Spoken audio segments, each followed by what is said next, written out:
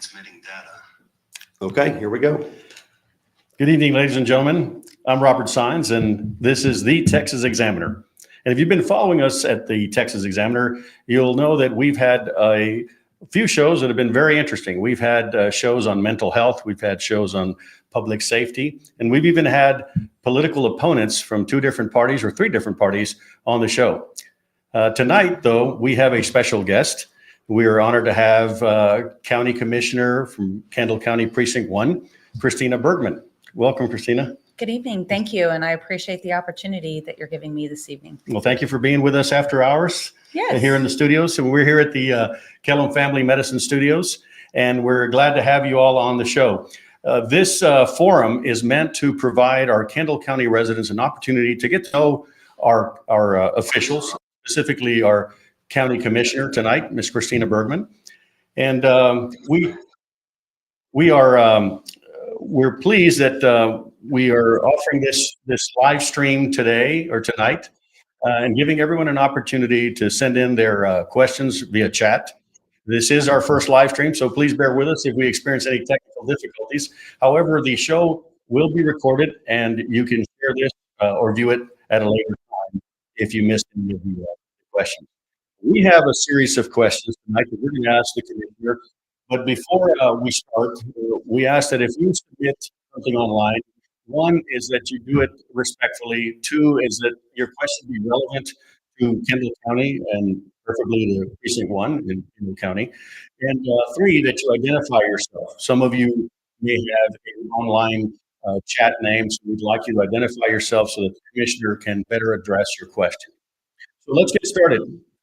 Commissioner Bergmann. Yes, Christina Bergmann, tell us about Christina Bergmann. Tell us where you were raised, where you went to school, and how you got here to this position of County Commissioner.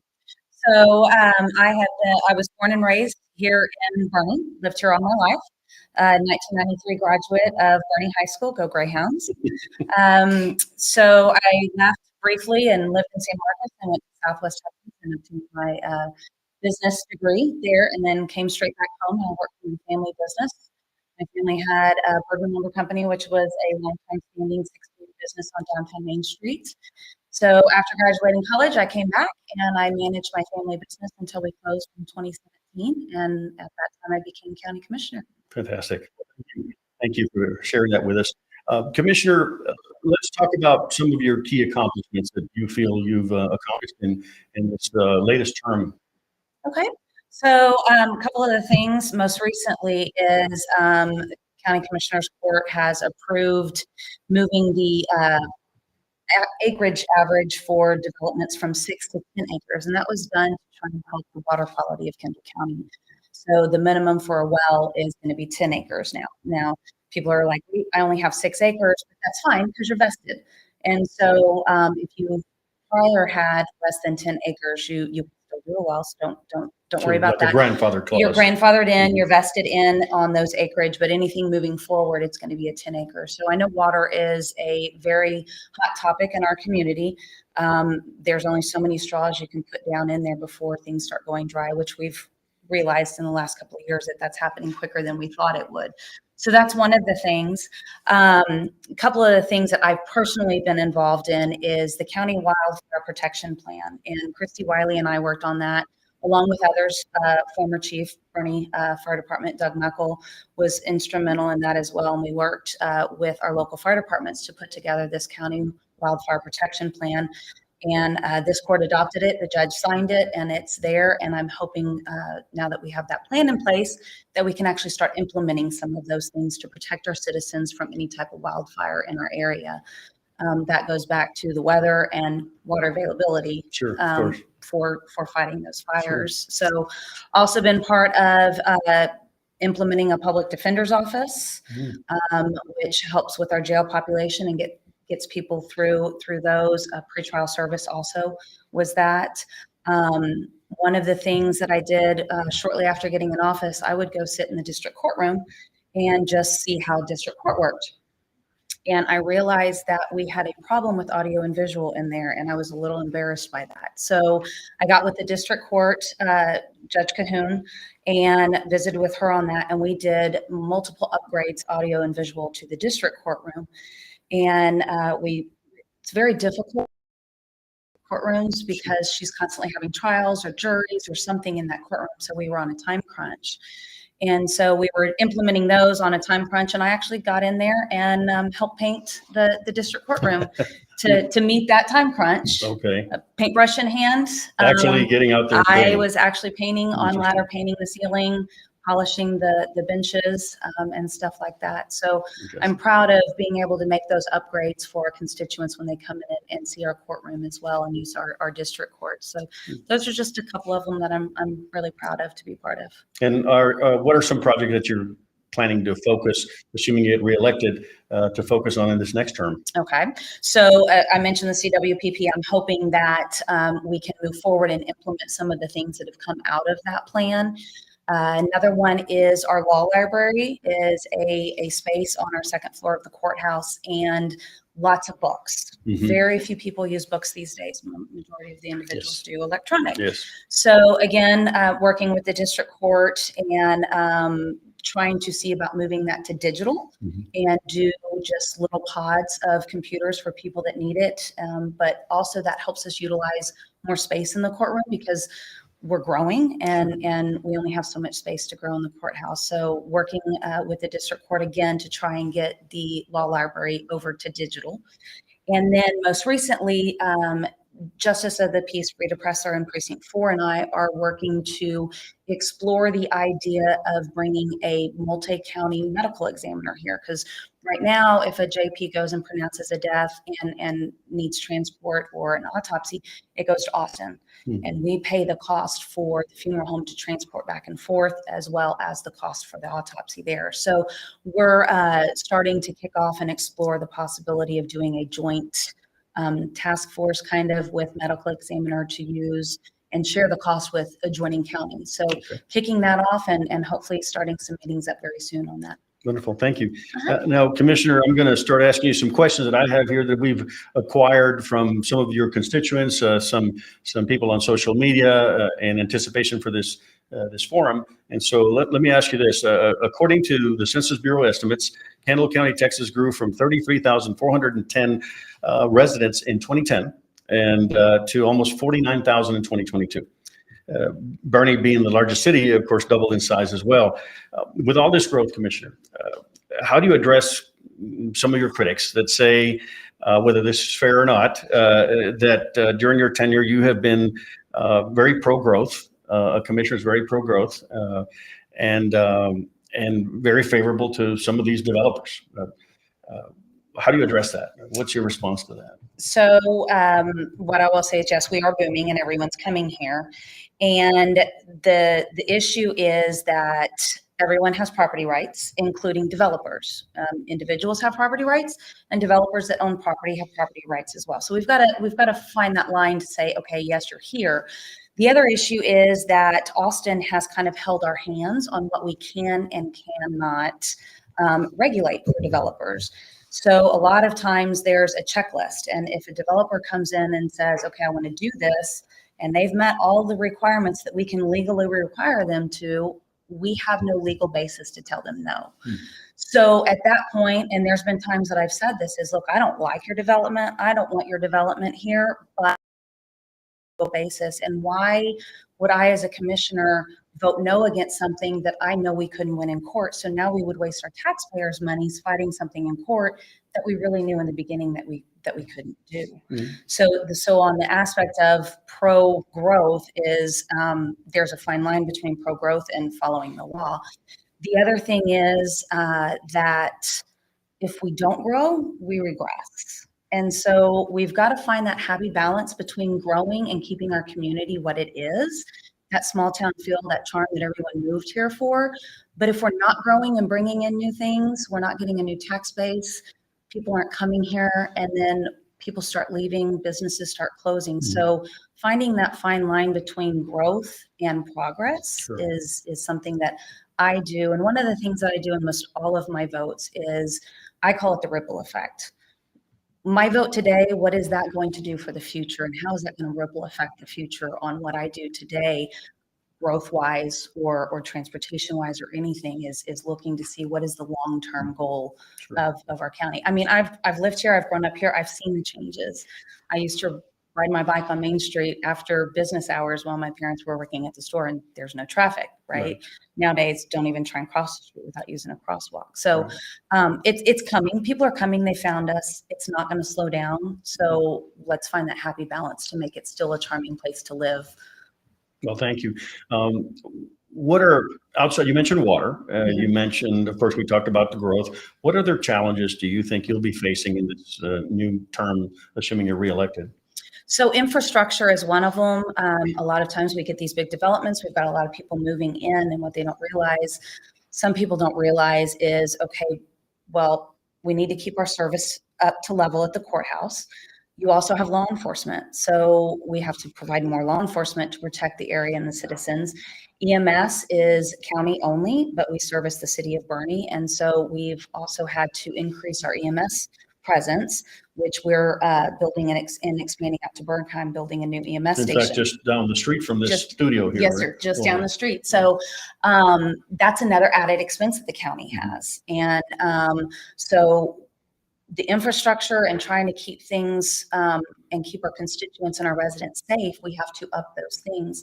The flip side of that is we've got to pay for it some way. Right.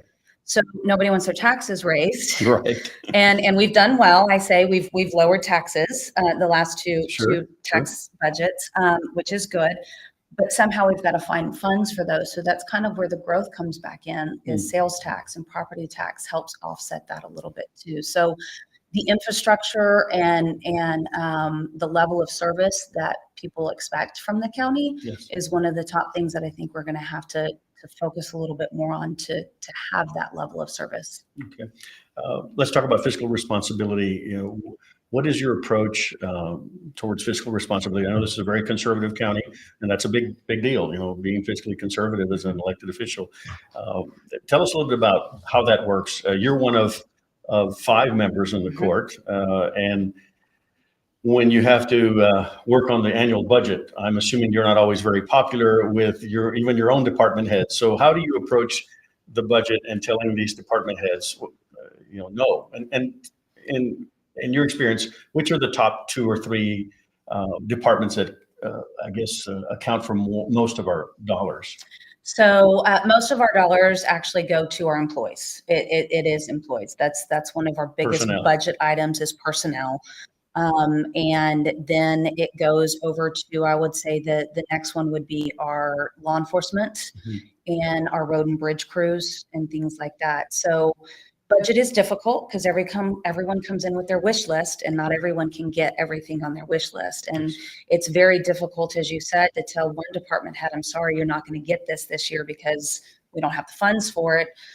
And it's also finding out what are the wants and the needs, because even myself, there's a lot of things I would like to have, but I don't need to have them. So it's having to go through that budget and the list from the department heads and say, okay, do you really need this, or can we put this on your 2 to 3 year plan, or what can we push off? Right. I mean, it's difficult to have to tell people, look, I can't fund it this year, but put it in next year's budget and let's see what we can do there. And then what's helpful with that is then you kind of know next year that these things are coming and we can kind of weigh it out. But I work very closely with majority of the department heads. I'm in my office pretty much every day, Monday through Friday, but I walk around the courthouse. I check with department heads. I see if I can help them with anything, offer my assistance and stuff. So I see the day-to-day workings within the courthouse walls and kind of know too what we really need. As I mentioned earlier, the district courtroom, I realize this isn't a want, this is a need for our citizens and for our district court to be able to handle court properly. Yeah, and before we started our show, you and I were talking, and you mentioned something I think is important for our viewers to understand, is that, and I didn't understand this till recently, I go to some of the commissioner meetings and I see the 4 or 5 of you there, and I used to think it was theatrics that you all were debating or arguing with each other, and I thought to myself, don't they know this coming in that we're going to talk about? And so explain to us how that works. I mean, do the four commissioners and the county judge get together before the meeting and talk about how they're going to vote, or No. Tell us a little bit about So why not. there's a thing called a walking quorum, and we have 5 individuals, so 3 is a quorum. Mm-hmm. And what happens is, for transparency purposes, I can't go and pull 2 other commissioners court members out and say, hey, what do you think about this? Or what do you think? And we get all of our ideas and we know we're on the same page. Then we go to commissioners court and it looks like, oh, well, wait a minute. Y'all already knew everything behind the doors. So there is a rule that only 2 commissioners can speak on a topic with each other. So for example, if I've got something that I want to talk to another commissioner's court member on, I can go talk to that individual, but I can't go talk to a third person on court because that triggers the walking quorum. So it does make it difficult, because there's times when there's something so simple that we want to discuss, but I've got to tell somebody, look, I already talked to another commissioner court member about this, so we cannot discuss this. So yes, it does appear sometimes when we sit down for commissioner's court, you're going, why did they not know this? Right. Well, because we can't discuss it with more than one other commissioner. So, or the judge. So if we speak to the judge, that counts as well. So it holds us accountable to be transparent for in the public, so we don't do those behind the doors types of deals where we all kind of know everyone's opinion before we ever get up there. That's good. It's good to know. And, for tonight's forum, our intent was to have you and your challenger, Miss Jennifer McCall, who we hope that will view this podcast and perhaps in the future agree to attend. We reached out to her multiple times. Even this morning, I was reaching out to her campaign treasurer to no avail, unfortunately. We were hoping that we could have both of you together so we could talk, but hopefully in the future we'll have Ms. McCall on the show and she can tell us a little bit more about why she wants to run. Tell us why we should reelect you. I mean, haven't you already finished everything you needed to do? No, as I told you earlier, I've got a couple of things I want to do. So at the age of 16, I started serving our community. I joined the Bernie Volunteer Fire Department, which I don't do suppression anymore, but I still am a member of that department. And that has started my service. And I have continued to serve this community since my age of 16. I've been very engaged in things within our community. I'm on the Civil Preserve Board to help try and protect a unique area within our county and keep it natural. I previously served 2 terms on city council. So I have the municipality background as well. And I was also on the Bernie Historical Commission. That's kind of where I got my start back then. I'm very active with the Bernie Rotary Group. I was the president of my homeowners association. I'm on the board for the chamber and very active with the chamber. Are you ever home? I am home. Okay. I do try and spend as much time home, but I also, it's my community and I give back where I can. Sure. And so I've seen the changes. I'm involved. I'm out there. I kind of know what's going on. I try to give back to my community. I went and, helped preserve Wren Cemetery at the stock show. I was out there, not only purchasing items and supporting those kids, but I was serving drinks and assisting with the crews out there and stuff like that. So I try to give back to my community. I'm very involved. I'm out there. I try to be involved and know what's going on in the community as well. Right now, I'm currently the judge pro tem as well. So I have that. And then there's a group called Texas Associations of Counties, and that's kind of our education group. And they hold conferences, and we go to our conferences. That's where we get our CE hours, because we are required to get CE hours every year. And so we go to conferences to get the CE hours. And I have completed what is called the Commissioner's Court Advanced Curriculum. And so what that is you can go and get your normal hours, but they also have special sessions that you can go to at these, where some people will take the afternoon off, some will continue to sit in classes. I've chose to sit in those classes. Not only did I complete the curriculum for the advanced, but I am almost done with I think I only have like 4 other classes to do the entire curriculum and complete that. So I've tried to educate myself as much as I can so I can bring that back to the community and help better our community. Thank you for that. You and Ms. McCall are both Republicans running under the Republican platform for the primary, but you're both female, obviously. What sets you apart, though, from Ms. McCall and how would you tell our viewers, what sets you apart outside of all the qualifications you've discussed, of course, but uh, going forward, why should we elect you over Ms. McCall? Well, I believe that I have the education and the background, and there is something to be said of being involved in your community and out and about. A lot of times there's people that run for office, and all of a sudden they're running, and all of a sudden they start showing up to some things, and they get engaged. But that's something I've never stopped doing. It's not just that I'm running. It's not just that I want a position. It's that I enjoy my job and I'm out there and I'm engaged and I participate in things in the community. And I'm open. I'm an open door. If there's an issue, I've asked people, come talk to me. If I'm in my office and no one's in my office, my door's open, stop by, visit with me, talk to me. I'm easy to get a hold of. My information is out there in the world, my cell phone, my county phone, everything. So I'm approachable and I'm willing to listen. And not every time is everyone going to get what they ask for, but I'm going to do my best to help them within the law and try and make people feel comfortable too, to be able to come and visit with me. Well, you're obviously busy. That's obvious. And again, as I mentioned, we reached out to you, anticipating you may say no as the incumbent to come on our podcast. We reached out to Ms. McCall. We understand she's busy as well, campaigning, but we reached out to her multiple times and through multiple efforts. Not really sure if she chose not to come or if she's busy. She didn't feel maybe this was a good enough forum for her for whatever reason. Why did you choose to come on our podcast? Because you gave me the opportunity. Okay. And it's one of those, it's a way for me to engage. It's a way for me to get myself and my thoughts and my history out to the public during this campaign.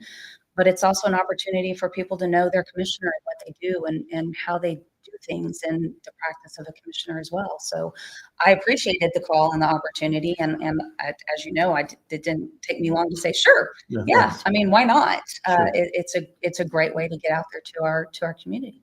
Thank you. Thank you for that. Commissioner, if you could go back in time, don't we wish we all could, not too far back, just back to this last term, what would you have voted differently on, or what would you have done differently?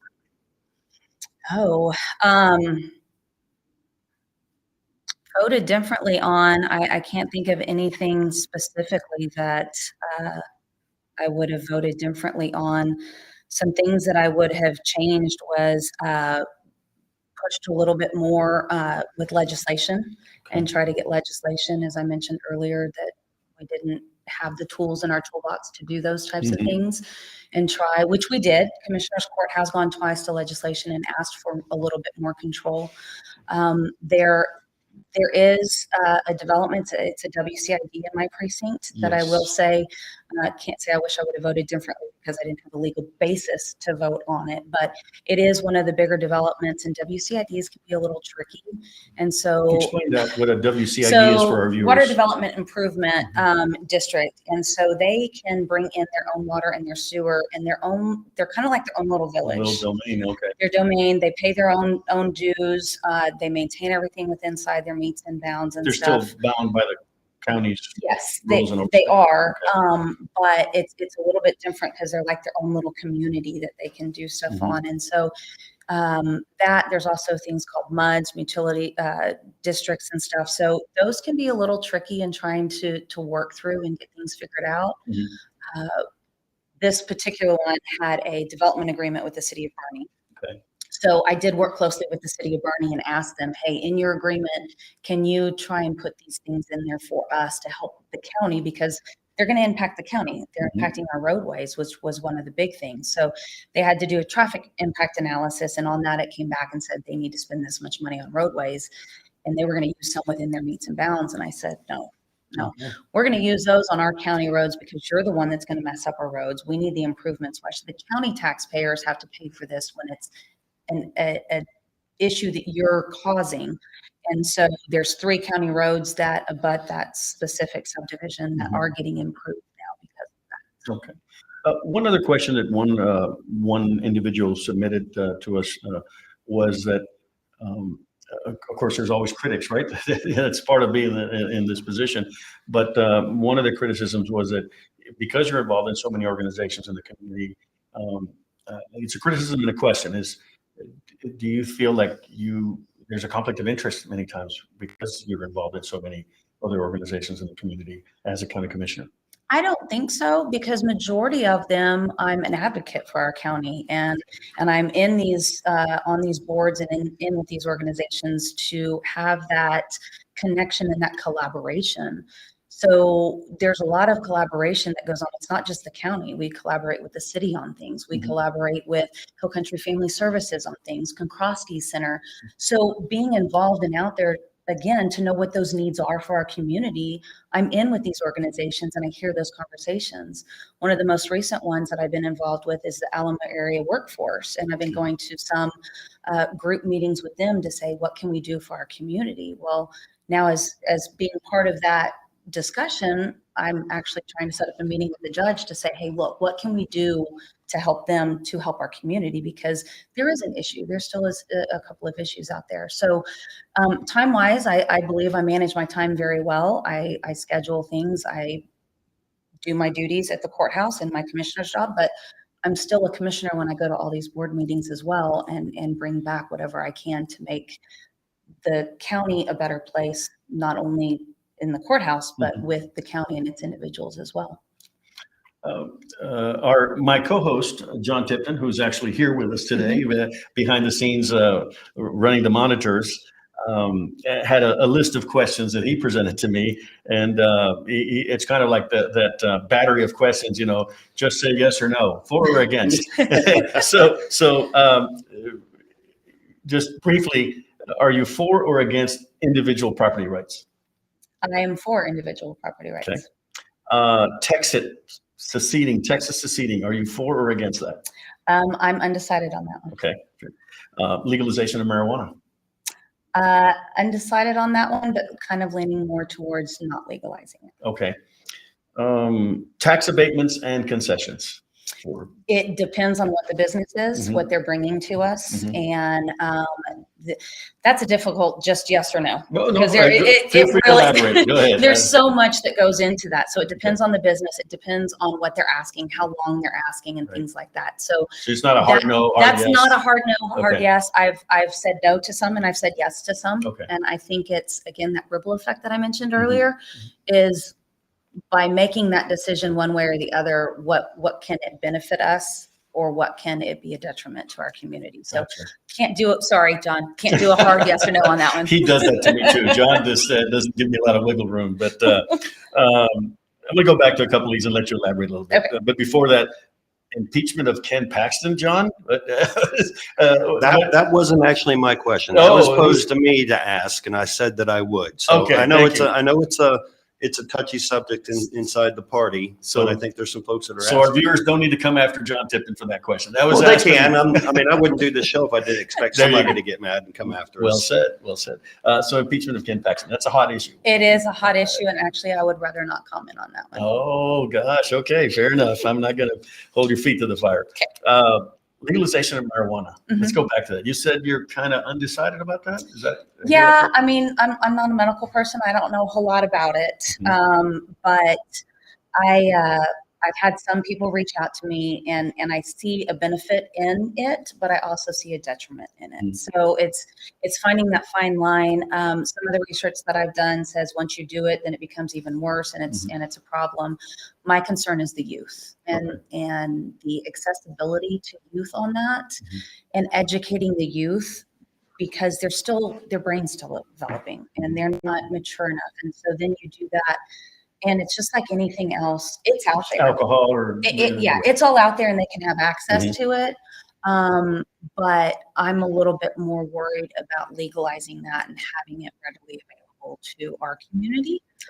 Texas in general, maybe I don't have a final yes or no. And that's fine. That's an answer, and that's I respect that. That sometimes you don't have an answer to everything.